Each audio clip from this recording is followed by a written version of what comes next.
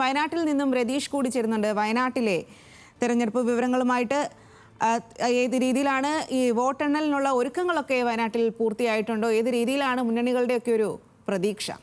രതീഷ്. തീർച്ചയായും തെരഞ്ഞെടുപ്പ് വോട്ടെണ്ണലിനുള്ള എല്ലാ തരത്തിലുള്ള ഒരുക്കങ്ങളും പൂർത്തിയായിട്ടുണ്ട്. വയനാട് ജില്ലയിൽ കൽപ്പറ്റയിലാണ്. Kalpetta SKMJ higher secondary school, അതേപോലെ SDME LP സ്കൂൾ, സ്കൂളിനോട് ചേർന്നുള്ള ജൂബിലി ഹാൾ, ഈ തുടങ്ങിയ 3 ഇടങ്ങളിലാണ് വയനാട് ജില്ലയിലെ 3 മണ്ഡലങ്ങളിലെ വോട്ടെണ്ണുന്നത്. തിരുവമ്പാടിയിലേത് കൂടത്തായി LP സ്കൂളിലാണ് വോട്ടെണ്ണുന്നത്. മലപ്പുറം ജില്ലയിലെ 3 മണ്ഡലങ്ങളിലേത് അമൽ കോളേജിൽ, നിലമ്പൂർ അമൽ കോളേജിലാണ് വോട്ടെണ്ണൽ നടക്കുന്നത്. എന്തായാലും രാവിലെ 8 മണിക്ക് തന്നെ വോട്ടെണ്ണൽ ആരംഭിക്കും എന്നാണ് മനസ്സിലാക്കുന്നത്. 8:10 തന്നെ ആദ്യ ഫലങ്ങൾ വരും. നമുക്കറിയാം 14 ലക്ഷം വോട്ടർമാരാണ് വയനാട് ലോക്സഭാ മണ്ഡലത്തിലുള്ളത്. 7 നിയോജക മണ്ഡലങ്ങളാണ് 3 ജില്ലകളിൽ ഉൾപ്പെട്ട ഈ മണ്ഡലത്തിലുള്ളത്. അത് 14 ലക്ഷത്തിലധികം വോട്ടർമാരാണുള്ളത്. 16 സ്ഥാനാർത്ഥികളാണ് ഇത്തവണ ഈ ജനവിധി നേടാൻ വന്നിട്ടുള്ളത്. വളരെ പ്രധാനപ്പെട്ട രാഷ്ട്രീയ പോരാട്ടം നടക്കുന്ന, ദേശീയ ശ്രദ്ധ ആകർഷിച്ച ഒരു മണ്ഡലം എന്ന നിലയിൽ വയനാടിന് പ്രാധാന്യമുണ്ട്. കാരണം പ്രിയങ്ക ഗാന്ധിയുടെ കന്നി അംഗം, കോൺഗ്രസിനെ സംബന്ധിച്ച് ദേശീയ തലത്തിൽ തന്നെ വളരെ പ്രധാനപ്പെട്ട അവരുടെ നേതാവിന്റെ കന്നി അംഗം എന്ന നിലയിൽ വളരെ പ്രധാനപ്പെട്ട മത്സരമാണ്. അതുകൊണ്ട് തന്നെ അത്തരത്തിലുള്ള ഒരു താരപ്രചരണം UDFന്റെയും കോൺഗ്രസിന്റെയും ഭാഗത്തുനിന്നുണ്ടായി. വലിയ തരത്തിലുള്ള പ്രധാനപ്പെട്ട ദേശീയ നേതാക്കൾ ഉൾപ്പെടെ പങ്കെടുത്ത വലിയ പ്രചരണമാണ് വയനാട് ലോക്സഭാ മണ്ഡലത്തിലുണ്ടായത്. UDFന് മണ്ഡലത്തിലുള്ള മേൽക്കൈ വർദ്ധിപ്പിക്കുക, രാഹുൽ ഗാന്ധിക്ക് കഴിഞ്ഞ തവണ ഉണ്ടായ ഭൂരിപക്ഷത്തിന്റെ കുറവ് നികത്തിക്കൊണ്ട് 5 ലക്ഷത്തിലധികം ഭൂരിപക്ഷത്തിലേക്ക് പ്രിയങ്ക ഗാന്ധി ഉയർത്തുക, അങ്ങനെയൊക്കെയാണ് UDF ക്യാമ്പ് പ്ലാൻ ചെയ്തിരുന്നത്. എന്നാൽ കാര്യങ്ങൾ അത്ര എളുപ്പമല്ല എന്നാണ് പോളിംഗ് ദിനം സൂചിപ്പിക്കുന്നത്. പോളിംഗ് ശതമാനം കഴിഞ്ഞ തവണ 73% ഉണ്ടായിരുന്നു. ഇത്തവണ 64% കുറഞ്ഞത് വലിയ ആശങ്കയോടെയാണ് എല്ലാ മുന്നണികളും കാണുന്നത്. പ്രത്യേകിച്ച് UDFന്റെ ഈ ഭൂരിപക്ഷത്തിൽ കുറവുണ്ടായാൽ അതവർക്ക് വലിയ രാഷ്ട്രീയമായ ക്ഷീണം ചെയ്യും. ദേശീയ തലത്തിൽ തന്നെ കോൺഗ്രസിന്റെ അസ്തിത്വത്തെ അല്ലെങ്കിൽ മണ്ഡലത്തിലെ മേൽക്കൈയെ ചോദ്യം ചെയ്യുന്ന ഒരു നമ്പറായിരിക്കും വരിക. അത് UDF ക്യാമ്പിനെ വലിയ ആശങ്കപ്പെടുത്തുന്നുണ്ട്.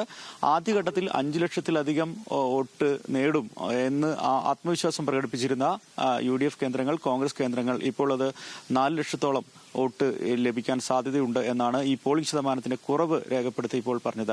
ഈ LDFന്റെ ഭാഗത്താണെങ്കിൽ LDF ഒരു സസ്പെൻസ് പ്രതീക്ഷിക്കുന്നുണ്ട്. കാരണം 2014 ഇപ്പോഴത്തെ LDF സ്ഥാനാർത്ഥിയായിരുന്ന സത്യൻ മുഖേരി തന്നെയാണ് അന്നത്തെ UDF സ്ഥാനാർത്ഥി MA ഷാനവാസിനോട് മത്സരിച്ചത്. UDFനെതിരെ വലിയ പോരാട്ടം കാഴ്ചവെച്ചു. 20,000 വോട്ടുകൾക്കാണ് അന്ന് ഷാനവാസ് വിജയിച്ചത്. അത് LDFന് വലിയ ആത്മവിശ്വാസം നൽകുന്ന കാര്യമാണ്. അങ്ങനെ ഒരു സസ്പെൻസ് ഈ ഘട്ടത്തിൽ ഇത്തവണത്തെ ഈ തെരഞ്ഞെടുപ്പിൽ ഉപതെരഞ്ഞെടുപ്പിൽ ഉണ്ടാവുന്ന പ്രതീക്ഷ LDFനെ മുന്നോട്ട് നയിക്കുന്നുണ്ട്. കാരണം സത്യൻ മുഖേരിയുടെ ഒരു വയനാട് മണ്ഡലത്തിലുള്ള ഒരു സ്വാധീനം, കാർഷിക മേഖലയിലൊക്കെയുള്ള അദ്ദേഹത്തിന്റെ ഇടപെടലൊക്കെ അവർക്ക് മേൽക്കൈ നൽകും എന്ന ഒരു ആത്മവിശ്വാസം LDF ക്യാമ്പിനുണ്ട്. അതുകൊണ്ട് തന്നെ ഈ പോളിംഗ് ശതമാനത്തിലെ കുറവ് തങ്ങളെ ബാധിക്കില്ല എന്ന് LDF പറയുന്നു. പക്ഷേ LDFും നിലവിൽ അനിരാജയ കഴിഞ്ഞ തവണ മത്സരത്തിൽ നേടിയ 2,80,000-ലധികം വോട്ടിൽ കുറവ് LDFന് ഉണ്ടാവാൻ സാധ്യതയുണ്ട്. കാരണം നിരവധി വോട്ടർമാർ LDFന്റെ ശക്തി കേന്ദ്രങ്ങളിൽ നിന്ന് ഉൾപ്പെടെ നിരവധി വോട്ടർമാർ വോട്ട് ചെയ്യാൻ എത്തിയില്ല എന്നുള്ള ഒരു യാഥാർത്ഥ്യമുണ്ട്. ഈ പട്ടികവർഗ മേഖല, ഗോത്ര മേഖലയിൽ നിന്നൊക്കെ തന്നെ, ചില സ്വാധീന മേഖലകളിൽ നിന്നൊക്കെ തന്നെ ആളുകൾ വോട്ടിങ്ങിന് എത്തിയില്ല, അല്ലെങ്കിൽ അവരെ എത്തിച്ച് വോട്ട് ചെയ്യാനുള്ള സംവിധാനത്തിലേക്ക് മുന്നണികൾ മാറിയില്ല എന്നൊക്കെയുള്ള ആക്ഷേപമുണ്ട്. അതൊക്കെ തന്നെ LDFനെയും അത്തരത്തിൽ ഈ വോട്ട് ഷെയറിംഗിലെ വർധനവിൽ ബാധിക്കും, ഉറപ്പാണ്. 2 ലക്ഷത്തോളം, 2 മുതൽ 2.25 ലക്ഷത്തോളം വോട്ട് മാത്രമാണ് LDF കേന്ദ്രങ്ങൾ ഇപ്പോൾ പ്രതീക്ഷിക്കുന്നതെന്നാണ് നമുക്ക് മനസ്സിലാക്കുന്നത്. NDAയും വലിയ ആത്മവിശ്വാസം പ്രകടിപ്പിക്കുന്നുണ്ടെങ്കിലും അവരുടെ പരമ്പരാഗത വോട്ട്, ഹിന്ദു വോട്ടുകളൊക്കെ തന്നെ മാറി മറ്റ് വിഭാഗങ്ങളിലേക്ക് പോയി എന്ന് അവർ തിരിച്ചറിയുന്നു. എന്നാൽ അത് ക്രിസ്ത്യൻ ന്യൂനപക്ഷ വിഭാഗത്തിൽ നിന്ന് വലിയ പിന്തുണ വയനാട് മണ്ഡലത്തിൽ ലഭിച്ചിട്ടുണ്ട്. ആ മേൽക്കൈ തങ്ങൾക്ക് കഴിഞ്ഞ തവണ K. സുരേന്ദ്രൻ നേടിയ 1,40,000 വോട്ട്, അതിന് അപ്പുറത്തേക്ക് വോട്ട് ഷെയറിംഗ് വർദ്ധിപ്പിക്കാൻ കഴിയും, ന്യൂനപക്ഷം, ക്രിസ്ത്യൻ ന്യൂനപക്ഷം തങ്ങളെ വലിയ രീതിയിൽ പിന്തുണച്ചു എന്നൊക്കെ ആത്മവിശ്വാസത്തിലാണ് NDA ക്യാമ്പുള്ളത്. എന്തായാലും NDA സ്ഥാനാർത്ഥിയും അതുപോലെ തന്നെ LDFന്റെ സ്ഥാനാർത്ഥിയും നാളെ വോട്ടെണ്ണൽ ദിനത്തിൽ ജില്ലയിൽ ഉണ്ടാവുമെന്നാണ് മനസ്സിലാവുന്നത്. പ്രിയങ്ക ഗാന്ധി എന്തായാലും നാളെ വയനാട് ലോക്സഭാ മണ്ഡലത്തിലില്ല. പ്രധാനപ്പെട്ട കാരണം 25-ന് പാർലമെന്റ് സമ്മേളിക്കുകയാണ്. ഒരുപക്ഷെ ഇതിന് ശേഷം, ഫലപ്രഖ്യാപനത്തിന് ശേഷം MP ആയി സത്യപ്രതിജ്ഞ ചെയ്ത പാർലമെന്റിലെ കന്നിപ്രസംഗം ഉൾപ്പെടെ നടത്തിയ ശേഷം മാത്രമായിരിക്കും പ്രിയങ്ക ഗാന്ധി വയനാട്ടിലേക്ക് വോട്ടർമാരെ കാണാൻ എത്തുക എന്നതാണ് നമുക്കിപ്പോൾ കോൺഗ്രസ് UDF കേന്ദ്രങ്ങളിൽ നിന്ന് ലഭിക്കുന്ന വിവരം. എന്തായാലും ഈ വോട്ട് ഷെയറിംഗിലെ കുറവ് വലിയ തരത്തിൽ മുന്നണികളെ ആശങ്കപ്പെടുത്തിയിട്ടുണ്ട്.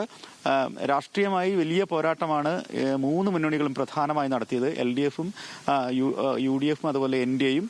ഒരു വയനാടിന്റെ മേൽക്കൈ ഒരു ഉപതെരഞ്ഞെടുപ്പിലെ ഒരു പ്രചാരണത്തെക്കാൾ വലിയ തരത്തിൽ ഇത് ദേശീയ തലത്തിൽ തന്നെ വലിയ ചർച്ചയായി ഉയർത്തിക്കൊണ്ടുവരിക എന്നതാണ് BJP NDA ഉദ്ദേശിച്ചത്. അതേപോലെ കോൺഗ്രസും അതിൽ വയനാടിന്റെ ഉപതെരഞ്ഞെടുപ്പിലെ വിജയം തങ്ങളുടെ രാഷ്ട്രീയ വിജയമായി ഇന്ത്യ ആകെ ചർച്ച ചെയ്യുക എന്ന രീതിയിലൊക്കെ തന്നെയാണ് ഈ തെരഞ്ഞെടുപ്പിലെ പ്രചാരണ പരിപാടികൾ നടത്തിയത്. എന്തായാലും നാളെ അതിന് ഒരു പരിസമാപ്തി ഉണ്ടാവുകയാണ്, അതിന്റെ വിധി വരികയാണ്.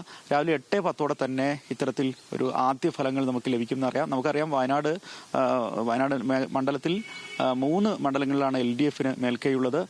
മാനന്തവാടിയും തിരുവമ്പാടിയും നിലമ്പൂരും മാത്രമാണ് ഇപ്പോൾ നിയോജക മണ്ഡലം എന്ന നിലയിൽ ഇടതിനോടൊപ്പം ചേർന്ന് നിൽക്കുന്നത്. ബാക്കിയെല്ലാം UDF ശക്തി കേന്ദ്രങ്ങളാണ്. അതുകൊണ്ട് തന്നെ വർഷങ്ങളായുള്ള UDFന് മേൽക്കൈ അവർക്ക് കൂടുതൽ മുൻതൂക്കം നൽകുന്നുണ്ടെങ്കിലും ഈ പോളിംഗ് ശതമാനത്തിലെ കുറവ് അവരെ ആശങ്കപ്പെടുത്തുന്നുണ്ട്. LDF അത് ആത്മവിശ്വാസമായി പറയുന്നത് വോട്ടർമാരിലുള്ള നിസ്സംഗതയ്ക്ക് കാരണം രാഹുൽ ഗാന്ധിയുടെ പൊടുന്നനെയുള്ള പിന്മാറ്റം വരെ ആളുകളെ, വോട്ടർമാരെ ബാധിച്ചു. അതിനുള്ള പ്രതികരണമാണ് അത്തരത്തിൽ ഈ പോളിംഗ് ശതമാനത്തിലുള്ള കുറവ് എന്നാണ് അവർ പറയുന്നത്.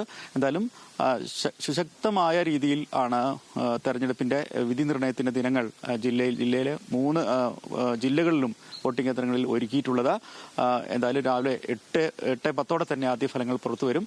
ഒരു മുൻവിധിയുള്ള ഫലമാണെങ്കിലും ആ വിധി നിർണയത്തിലെ അക്കങ്ങൾ, ഏറ്റവും കൂടുതൽ വോട്ട്, എങ്ങനെയാണ് ഭൂരിപക്ഷം വരിക എന്നൊക്കെയുള്ളത് വരും ദിവസങ്ങളിലൊക്കെ വലിയ രാഷ്ട്രീയ പ്രാധാന്യമുള്ള കാര്യങ്ങളാണ്. അതുകൊണ്ട് തന്നെ മുന്നണികൾക്ക് ഇത് വളരെ പ്രധാനപ്പെട്ട ഒരു തെരഞ്ഞെടുപ്പാണ്. ഒരു ഉപതെരഞ്ഞെടുപ്പ് എന്നതിനേക്കാൾ ഉപരി രാഷ്ട്രീയമായിട്ടുള്ള അടയാളപ്പെടുത്തൽ കൂടിയാണ് കോൺഗ്രസിനും LDFനും NDAയ്ക്കും വയനാട് ജില്ലയിൽ ഈ ഉപതെരഞ്ഞെടുപ്പിന്റെ ഫലം വരുമ്പോൾ ഉണ്ടാവുക. സാധി. അതെ രതീഷ്, അത് തന്നെയാണ്. ആ ജനവിധിക്ക് ഒരു മുൻവിധി ഉണ്ടെങ്കിലും ആ ഒരു അക്കങ്ങൾ, ആ നമ്പേഴ്സ്, അത് എത്രയാണ് എന്നുള്ളതാണ് വയനാട്ടിലെ വിശേഷം എടുത്തു നോക്കുമ്പോൾ ആളുകൾ ഏറെയായി ശ്രദ്ധിക്കുന്നത്, അതല്ലെങ്കിൽ ഉറ്റുനോക്കുന്നത്. എന്തായാലും ഉപതെരഞ്ഞെടുപ്പ് നടന്ന 3 സ്ഥലങ്ങളിലും, പാലക്കാടും ചേലക്കരയും വയനാടും, വലിയ തരത്തിലുള്ള ഒരുക്കങ്ങളാണ് വോട്ടെണ്ണലിനായിട്ട് ഒരുങ്ങിയിരിക്കുന്നത്. മുന്നണികളെല്ലാം കണക്കുകൂട്ടലിലാണ്. ആ വിവരങ്ങളാണ് പാലക്കാട് നിന്നും സരീഷും ചേലക്കരയിൽ നിന്നും ലെവിനും വയനാട്ടിൽ നിന്നും രതീഷും നൽകിയത്.